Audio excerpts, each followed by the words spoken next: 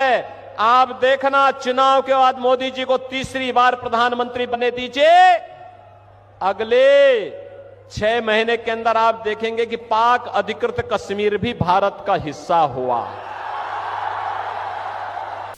ಜನರೇ ಇನ್ನೆಷ್ಟು ಮೂರ್ಖರಾಗ್ತೀರಿ ನೀವು, ಮತ್ತಷ್ಟು ಮೂರ್ಖರನ್ನಾಗಿ ಮಾಡ್ತಾ ಇದ್ದಾರೆ ನೋಡಿ. ಪ್ರೆಸೆಂಟ್ ಪ್ರೈಮ್ ಮಿನಿಸ್ಟರ್ 2013-14ರಲ್ಲಿ ಭಾರತೀಯರನ್ನೇ ಎಷ್ಟು ಮೂರ್ಖರನ್ನಾಗಿ ಮಾಡಿದ್ರು ಅಂತಂದ್ರೆ, ವಿದೇಶದಲ್ಲಿ 15 ಲಕ್ಷದಿಂದ 20 ಲಕ್ಷ ರೂಪಾಯಿ ಒಬ್ಬೊಬ್ಬರ ಖಾತೆಗೆ ಉಚಿತವಾಗಿ ಹಾಕುವಂತ ಹಣ ವಿದೇಶಿ ಖಾತೆಗಳಲ್ಲಿ ಇದೆ, ಸ್ವಿಸ್ ಬ್ಯಾಂಕ್ ಅಲ್ಲಿ ಇದೆ.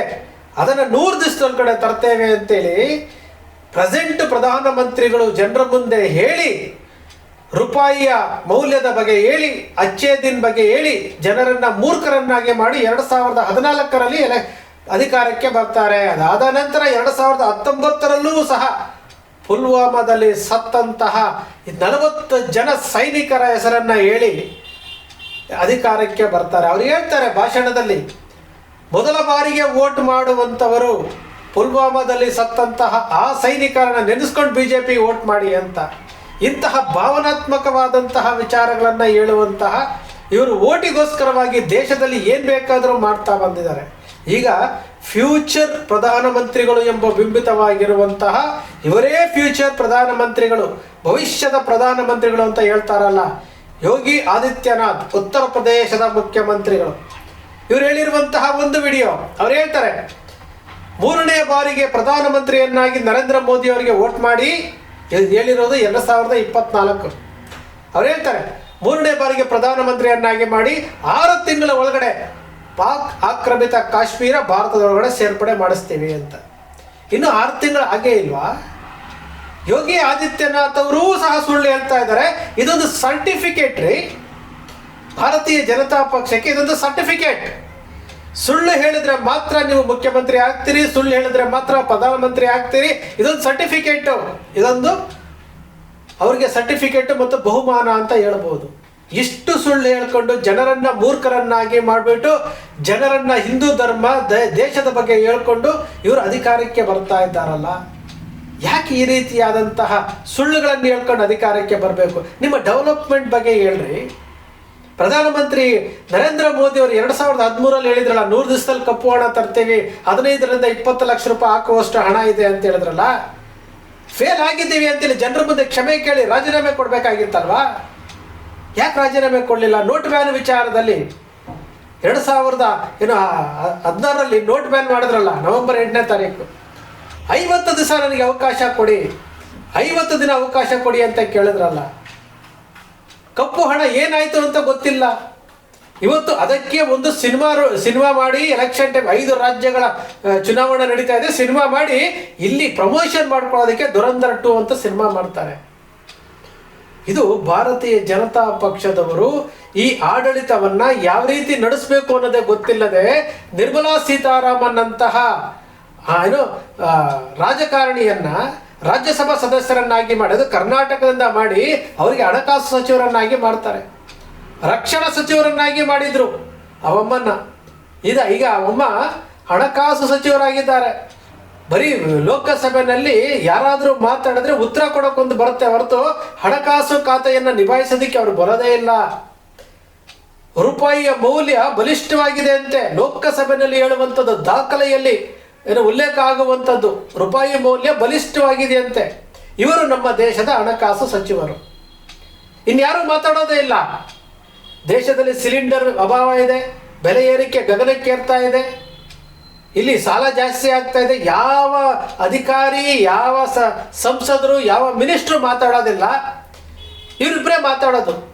ಅಮಿತ್ ಶಾ ಮಾತಾಡ್ತಾರೆ, ಇಲ್ಲಾಂದ್ರೆ ನರೇಂದ್ರ ಮೋದಿ ಅವ್ರು ಮಾತಾಡ್ತಾರೆ, ಇಲ್ಲಾಂದ್ರೆ ನಿರ್ಮಲಾ ಸೀತಾರಾಮನ್ ಅವ್ರು ಮಾತಾಡ್ತಾರೆ. ಬೇರೆ ಯಾರಾದರೂ ಮಾತಾಡಿದ್ದು ನೋಡಿದ್ದೀರಾ? ಇವಾಗ ಬರೀ ಸುಳ್ಳುಗಳ ಸುಳ್ಳುಗಳ ಕಥೆಯನ್ನ ಹೇಳಿ ಆ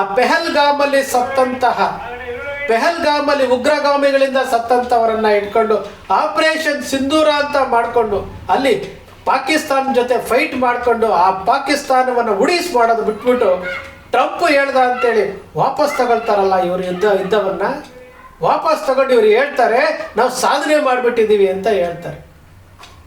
ಜೇಮ್ಸ್ ಬಾಂಡ್ ಒಬ್ರು ಇದ್ದಾರೆ, ಅಜಿತ್ ದೋವಲ್ ಅಂತೇಳಿ. ಇವರು ಜೇಮ್ಸ್ ಬಾಂಡ್ ಅಂತೆ, ಇವ್ರು ಏನೇನು ಮಾಡ್ತಾರೆ ಅಂತ ಯಾರಿಗೂ ಗೊತ್ತೇ ಇಲ್ಲ. ದೇಶವನ್ನು ಇವರು ಏನಂತ ತಿಳ್ಕೊಂಡಿದ್ದಾರೆ ಗೊತ್ತಿಲ್ಲ. ಉತ್ತರ ಪ್ರದೇಶದಿಂದ ಕರ್ನಾಟಕಕ್ಕೆ ಲಕ್ಷಾಂತರ ಜನ ಬರ್ತಾ ಇದ್ದಾರೆ ಕೆಲಸಕ್ಕೆ. ಯಾಕೆ? ಉತ್ತರ ಪ್ರದೇಶದಂತಹ ದೊಡ್ಡ ರಾಜ್ಯ, 400 ಸ್ಥಾನಗಳಿರುವಂತಹ ರಾಜ್ಯದಲ್ಲಿ ಉದ್ಯೋಗ ಕಲ್ಪಿಸೋಕ್ಕಾಗೋದಿಲ್ವ ಇವರಿಗೆ? ಬಿಹಾರದಿಂದ ಬರ್ತಾರೆ, ಕಲ್ಪಿಸೋಕ್ಕಾಗೋದಿಲ್ವ ಇವರಿಗೆ? ಇವರಿಗೆ ಕರ್ನಾಟಕ ಬೇಕು. ಇಲ್ಲಿ ದೇಶದಲ್ಲಿ ಉತ್ಪಾದನೆ ಆಗುವಂತಹ ಉದ್ಯೋಗಗಳನ್ನು ಸೃಷ್ಟಿ ಮಾಡುವಂತಹ ಶಕ್ತಿ ಇಲ್ಲದೆ ಇದ್ರೂ ಸಹ ಆಯಾ ರಾಜ್ಯಗಳಲ್ಲಿಗೆ ಏನು ಕೊಡಬೇಕಂತ GST ಪ್ರಮಾಣವನ್ನು ಕಡಿತಗೊಳಿಸ್ತಾರೆ ಕರ್ನಾಟಕಕ್ಕೆ. ಆ ರಾಜ್ಯಗಳಿಗೆ ಕೊಡ್ತಾ ಇದ್ದಾರೆ. ಸಾಲದ ಹೊರೆ ಹೆಚ್ಚಾಗ್ತಾ ಇದೆ. ಇವರಿಗೆ ಚುನಾವಣೆ ಗೆಲ್ಲಬೇಕು, ಇಷ್ಟೇ ಇವರಿಗೆ ಬೇಕಾಗಿರುವಂಥದ್ದು. ಎಂತಹ ಮೂರ್ಖರಲ್ಲ ಜನ, ಎಷ್ಟು ಮೂರ್ಖರಲ್ಲ. ಯೋಗಿ ಆದಿತ್ಯನಾಥ್ ಇವಾಗ future prime minister of India, next ಅವರೇ ಅಂತ ಪ್ರೈಮ್ ಮಿನಿಸ್ಟರ್. ಇವರು ಸುಳ್ಳು ಹೇಳೋದಕ್ಕೆ ಪ್ರಾರಂಭ ಮಾಡಿದ್ದಾರೆ. ನೆಕ್ಸ್ಟ್ ಪ್ರೈಮ್ ಮಿನಿಸ್ಟರ್ ಆಗ್ತಾರೆ. ಕೇಸರಿಯನ್ನು ತೊಟ್ಟು ಏನು ಹಿಂದೂ ರಾಷ್ಟ್ರ ಮಾಡಿಬಿಡ್ತೀವಿ ಅಂತೇಳಿ ಸ್ಟಾರ್ಟ್ ಮಾಡ್ತಾರೆ ಇವರು. ಇದು ನಮ್ಮ ದೇಶದಲ್ಲಿ 2014ರಿಂದ ಈಚೆಗೆ ದೇಶ ಆಗ್ತಾ ಇರುವಂತಹ ಪರಿಸ್ಥಿತಿ. ದೇಶ ಯಾವ ಕಡೆಗೆ ಹೋಗ್ತಾ ಇದೆ? ಅಭಿವೃದ್ಧಿ ಹತ್ರ ಹೋಗ್ತಾ ಇದೆಯಾ? ಜನ ಬಿಕಾರಿಗಳಾಗ್ತಾ ಇದ್ದಾರೆ. ಜನ ಮಾನಸಿಕವಾಗಿ ಅಸ್ವಸ್ಥರಾಗ್ತಾ ಇದ್ದಾರೆ. ಜನರ ಕೈಯಲ್ಲಿ ಹಣ ಇಲ್ಲ, ಉದ್ಯೋಗ ಇಲ್ಲ, ಉದ್ಯಮಗಳಿಲ್ಲ. ಇವರಿಗೆ Hindutva, Hindu Muslim, Hindu Muslim, Hindu Muslim. ಒಂದು ಕಡೆ ಮುಸಲ್ಮಾನರನ್ನ ಟೀಕೆ ಮಾಡ್ತಾರೆ, ಮತ್ತೊಂದು ಕಡೆ ಚುನಾವಣೆಯಲ್ಲಿ ಹೋಗಿ ನಮಾಜ್ ಮಾಡೋ ಥರ ನಾಟಕ ಮಾಡ್ತಾರೆ. ಇದನ್ನು ನೋಡ್ಕೊಂಡು ಇವತ್ತಿಗೂ ಸಹ ನಾವು ಏನೂ ಗೊತ್ತಿಲ್ಲದ ರೀತಿಯಲ್ಲಿ ಇದ್ದೀವಲ್ಲ. ನಾವೆಷ್ಟೊಂದು ಮೂರ್ಖರಲ್ವಾ ನಾವು? ಮುಟ್ಟಾಡ್ರಲ್ವಾ ನಾವು? ಬಾಯಿ ತೆರೆದು ಮಾತಾಡಲಾರದಂತಹ ಮಾಧ್ಯಮಗಳು, ಮಾರಿಕೊಂಡಂತಹ ಮಾಧ್ಯಮಗಳು, ಇವರನ್ನ ನಂಬಿಕೊಂಡು ಇವತ್ತು ಭಾರತ ಇದೆ. ರಾಜಕಾರಣಿಗಳನ್ನು ನಂಬಿಕೊಂಡು ಭಾರತ ಇದೆ. ಈ ಅಂಧ ಭಕ್ತರಿಗೆ ಒಂದಷ್ಟು ಹುದ್ದೆಗಳನ್ನು ಕೊಟ್ಟು ಬಿಡ್ತಾರೆ ಸಮರ್ಥನೆ ಮಾಡ್ಕೊಳ್ಳೋದಕ್ಕೆ. ಈ 2%ನವರು, ನಾನು ಪದೇ ಪದೇ ಹೇಳ್ತಾ ಇರ್ತೀನಿ, 2%ನವರು ಮೊಘಲರು ಭಾರತಕ್ಕೆ ಬರೋದಕ್ಕೆ ಅವರೇ ಕಾರಣಕರ್ತರು. ಅವರ ಆಡಳಿತದಲ್ಲಿ ಶಾಸಕಾಂಗ ಮತ್ತು ಕಾರ್ಯಾಂಗದಲ್ಲಿ ಅವರಿದ್ದರು. ಅವತ್ತೂ ಸಹ ಭಾರತೀಯರನ್ನ ಆಳ್ತಿದ್ದವರು ಇಂಡೈರೆಕ್ಟ್ ಆಗಿ ಇವರೇ. ಬ್ರಿಟಿಷರ ಕಾಲದಲ್ಲೂ ಸಹ ಇವರಿದ್ರು, ಇವತ್ತಿಗೂ ಇವರಿದ್ದಾರೆ. ಇವರ ಉದ್ದೇಶ ಏನಪ್ಪಾ ಅಂದರೆ, ಯಾರಾದರೂ ಅಧಿಕಾರ ಮಾಡಲಿ, ಭಾರತೀಯರಾದರೂ ಮಾಡಲಿ, ವಿದೇಶಿಗರಾದರೂ ಮಾಡಲಿ, ನಮ್ಮ ಕಂಟ್ರೋಲಲ್ಲಿ ಇರಬೇಕು. ಈ ಕಂಟ್ರೋಲಲ್ಲಿ ಇಟ್ಕೊಂಡು ಭಾರತವನ್ನು ಇವತ್ತು ಯಾವ ಸ್ಥಿತಿಗೆ ತೆಗೆದುಕೊಂಡು ಬಂದಿದ್ದಾರೆ. ಎಚ್ಚೆತ್ಕೊಳ್ಬೇಕಾದಂತಹ ಯುವ ಸಮೂಹ ಅಂಧಭಕ್ತರಾಗಿ ಜೈಕಾರ ಹಾಕ್ತಾ ಇದ್ದೀರಿ. ಸ್ನೇಹಿತರೆ, ನಿಮ್ಮ ಅಕ್ಷರ ಮೀಡಿಯಾ ಯಾವತ್ತಿಗೂ ಸೃಷ್ಟಿ ಮಾಡೋದಿಲ್ಲ ಕಣ್ರಿ. ವಾಸ್ತವತೆ ವಿಚಾರವನ್ನು ಮಾತ್ರ ಮಾತನಾಡುತ್ತೆ, ದೇಶದ ಬಗ್ಗೆ ಮಾತನಾಡುತ್ತೆ, ಇಲ್ಲಿ ನಡೀತಾ ಇರುವಂತಹ ತಪ್ಪು ಹೆಜ್ಜೆಗಳ ಬಗ್ಗೆ ಮಾತಾಡುತ್ತೆ, ಮಾಧ್ಯಮಗಳು ದಾರಿ ತಪ್ಪುತ್ತಾ ಇರೋದ್ರ ಬಗ್ಗೆ ಮಾತಾಡುತ್ತೆ. ನಮ್ಗೆ ಯಾರಿಗೂ ಬೇಕಾಗಿಲ್ಲ. ನಾವಿವತ್ತು ಬೆಳಿಗ್ಗೆ ಎದ್ದೇಳ್ತೀವಿ, ನಿತ್ಯ ಕರ್ಮಗಳನ್ನು ಮುಗಿಸ್ಕೊಳ್ತೀವಿ, ನಮ್ಮ ದೈನಂದಿನ ಕೆಲಸಗಳನ್ನು ಮಾಡ್ಕೊಳ್ತೀವಿ, ನಮ್ಮ ಕುಟುಂಬದವರನ್ನು ಸಲಹಿಸ್ತೀವಿ, ನಮ್ಮ ಕುಟುಂಬದವ್ರ ಬಗ್ಗೆ ಯೋಚನೆ ಮಾಡ್ತೀವಿ. ಇಷ್ಟೇ ನಮ್ಮ ಜೀವನ. ದೇಶ ಹಾಳಾದರೂ ಬೇಕಾಗಿಲ್ಲ. ಇಲ್ಲಿ ಸುಳ್ಳು ಹೇಳಿದ್ರು ಪ್ರಶ್ನೆ ಮಾಡೋದಿಲ್ಲ, ದಾರಿ ತಪ್ಪಿಸ್ತಿದ್ರು ಪ್ರಶ್ನೆ ಮಾಡೋದಿಲ್ಲ. ಇದು ನಮ್ಮ ದೇಶದ ಇವತ್ತಿನ ಪರಿಸ್ಥಿತಿ. ಯೋಗಿ ಆದಿತ್ಯನಾಥ್ ಅವರು ಮುಂದಿನ ಫ್ಯೂಚರ್ ಪ್ರಧಾನಮಂತ್ರಿ ಆಗೋದಕ್ಕೆ ಯಾವ್ಯಾವ ರೀತಿ ಸುಳ್ಳುಗಳನ್ನು ಹೇಳಬೇಕೋ ಎಲ್ಲವನ್ನೂ ಪ್ರಾಕ್ಟೀಸ್ ಮಾಡ್ತಾ ಇದ್ದಾರೆ. ಸ್ನೇಹಿತರೆ, ನಿಮ್ಮ ಅಕ್ಷರ ಮೀಡಿಯಾ ಸೃಷ್ಟಿ ಮಾಡೋದಿಲ್ಲ, ಕಲ್ಪನೆ ಮಾಡಲ್ಲ, ವಾಸ್ತವದ ವಿಚಾರವನ್ನು ವಿಶ್ಲೇಷಣೆ ಮಾಡುತ್ತೆ. ನಿಮ್ಮ ಅಕ್ಷರ ಮೀಡಿಯಾದ ವಿಶ್ಲೇಷಣೆ ನಿಮ್ಗೆ ಇಷ್ಟ ಆಯಿತು ಅಂದರೆ ಸಬ್ಸ್ಕ್ರೈಬ್ ಆಗಲಿಲ್ಲ ಅಂದರೆ ಸಬ್ಸ್ಕ್ರೈಬ್ ಮಾಡ್ಕೊಳ್ಳಿ. ಪಕ್ಕದಲ್ಲಿ ಕಾಣುವಂಥ ಬೆಲ್ ಐಕಾನ್ ಪ್ರೆಸ್ ಮಾಡಿ, ಶೇರ್ ಮಾಡಿ, ಪ್ರೋತ್ಸಾಹ ನೀಡಿ.